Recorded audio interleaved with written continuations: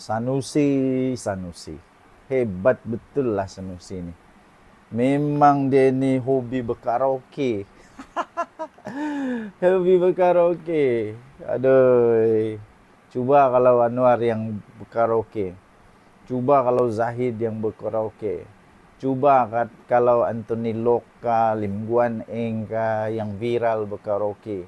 Cuba kalau Mat Sabu yang viral berkaraoke. Entah apa durang hentam sampai lenyek. Oh, tidak tahulah. Kan? Tidak tahu.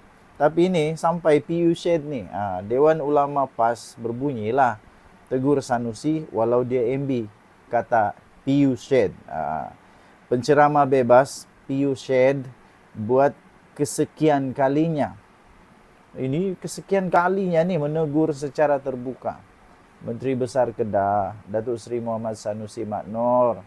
Korang tular lagi video beliau berkaraoke di sebuah majlis baru-baru ini. PU Syed atau nama sebenarnya Syed Muhammad Bakri Syed Ismail berkata, teguran kali ini mungkin teguran yang terakhir dibuat untuk pemimpin-pemimpin Islam dalam parti itu.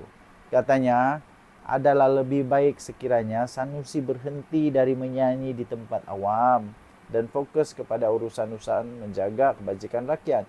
Ini saya setuju. Kenapa mau berkaraoke lebih-lebihan kan? Fokuslah kepada menjaga kebajikan rakyat. Tak payahlah berkaraoke sampai di tempat awam. Tapi tak apalah, kalau itu memang hobi, tidak masalah. Tidak melanggar undang-undang juga. Tidak melanggar undang-undang. Tapi jangan pula lepas ni, kalau ada YB kah dari parti lain, tiba-tiba YB salah, YB lain salah, engkau seorang yang betul.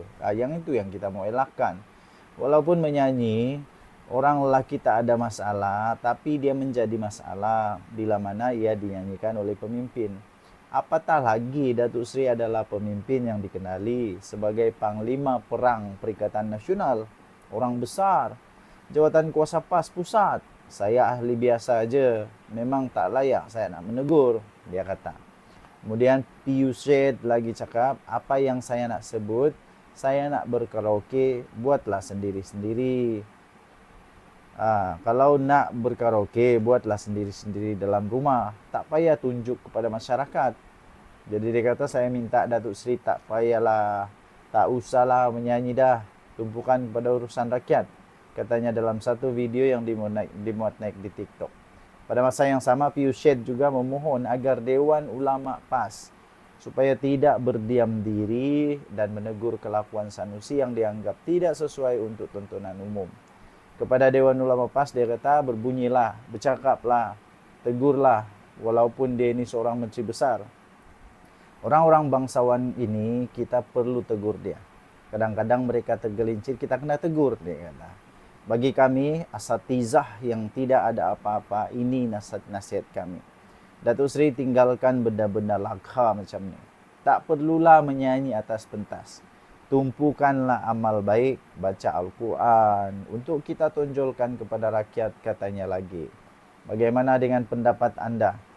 Adakah sesuai untuk Sanusi berkaraoke secara terbuka di tempat awam sebagai seorang teladan public figure untuk parti PAS ini?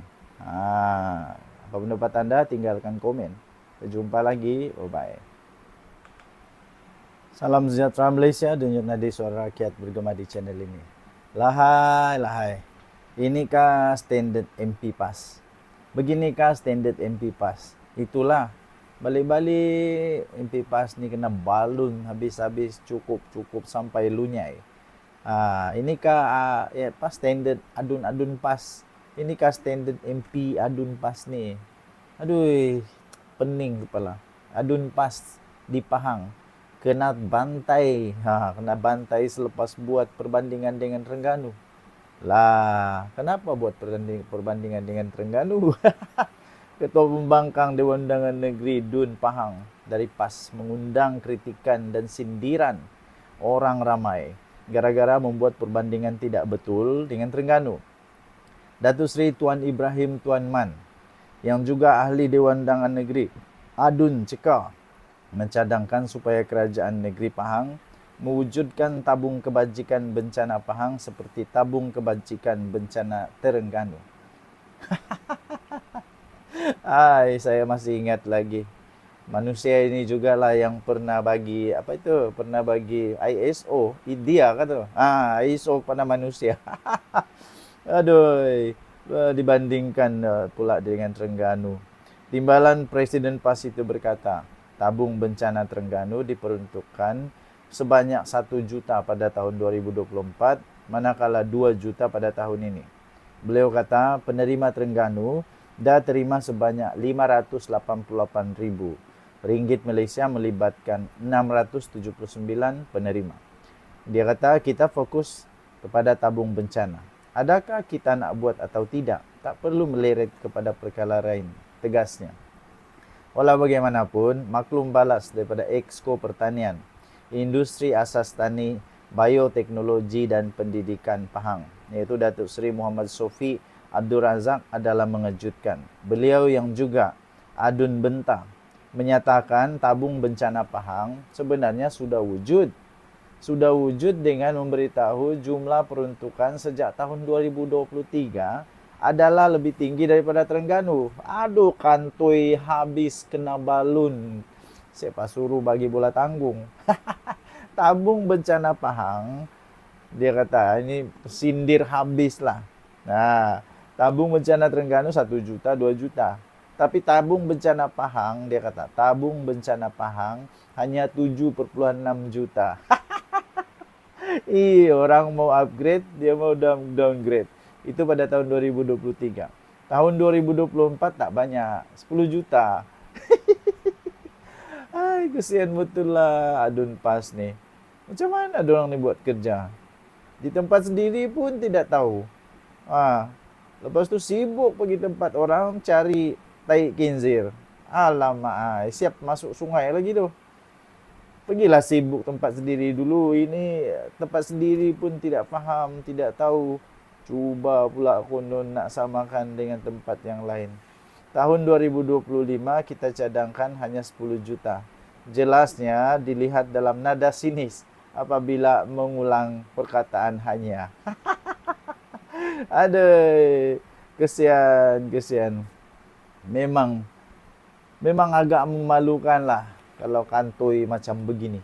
Memang betul-betul memalukan. Ini kantoi betul 120 juta peratus kantoi bahawa dia tidak tahu apa-apa pun dengan tugasan dia. Memang memalukan sungguh.